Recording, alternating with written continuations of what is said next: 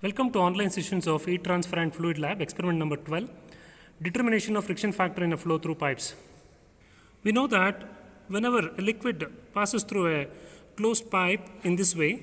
as it actually moves from one end of the pipe to the other end, due to the friction there is a loss in head, and you can assume this situation where the fountain which is created at the start of the pipe will reach a larger height, but as it actually goes down the line, the fountain will reach a smaller height because the pressure is lost. The pressure loss is in terms of meters of water height lost,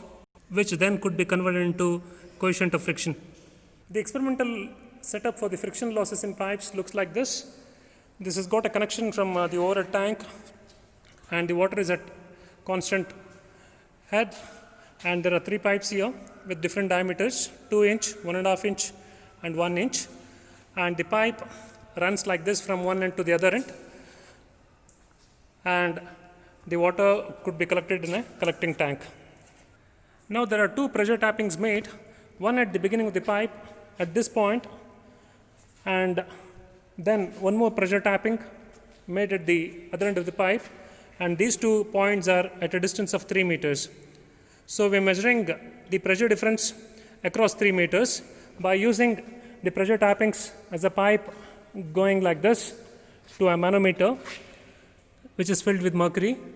and again from this pressure tapping to the left hand side of the manometer which is filled with mercury. In the beginning of the experiment, you need to open these 2 valves so that the pressure is connected to the left hand side of the manometer, and similarly you should open the right hand side of the valve so that the pressure is connected to both the ends of the manometer. And now you will see that the mercury on both the left hand side and the right hand side is equal, which means that the pressure on the left hand side of the pressure tapping and the right hand side is equal because there is no flow. In this trial, I have made the pressure tappings to the second pipe, which is the 1.5 inch pipe, and therefore to allow the flow through the pipe, I open this by half a revolution, and once I open this, there is a flow here, and therefore I would expect the pressure to drop across the pipe, and that pressure drop would be shown in this change in the mercury level. If you find this mercury level not responding properly, maybe this is due to the air trapped in the system. You may have to open these 2 pipes to allow the water to go through, and don't allow the mercury to go out. Now you find the mercury at the perfect height with matching heights. The equation for the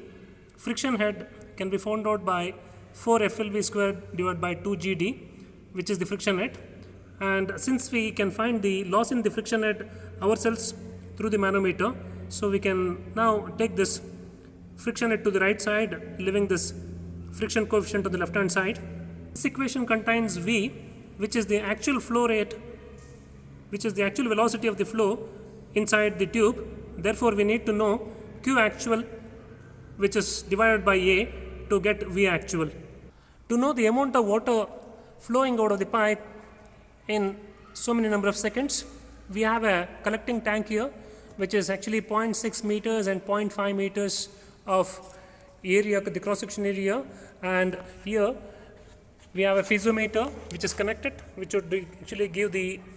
rising level of the water. So the length of the tank and the breadth of the tank multiplied by the rise in water will give you the volume, and divided by so many seconds required for 5 centimeter rise will give you Q actual, which could be then used to find out V actual. Here for the first trial, I open this for half a revolution and the water starts collecting, but you will see that the water is going out of the tank. Therefore you should shut this valve so that all the water is trapped into the tank. And now in the piezometer, the water starts to rise, and the rise in the water, now you are seeing the water rising. So you can take a specific point here, and then from here you start measuring the time seconds: 0, 1, 2, 3, 4, 5, 6, 7, 8, like this, up to 5 centimeter rise of water. So it takes around 14, 15, 16 seconds. Knowing the amount of water collected per second, we can now find out the change in the mercury level, which you can almost see it as 1.3 centimeters. So which can be then converted into meters of water at. So here you can make different trials by opening by the valve by different revolutions of 1 and 1.5 revolutions, and the difference in the manometric height is found out in centimeters, which is, and then it has to be converted into meter of water rate, because what we measure is the difference in height of the mercury. So 12.6 multiplied by the difference in height in the mercury divided by 100 will give you in meters, and the last column shows the time taken in seconds. The volume of water collected per second divided by the area of the pipe would give you the V actual, which then could be used to find out coefficient of friction in the pipe for flow.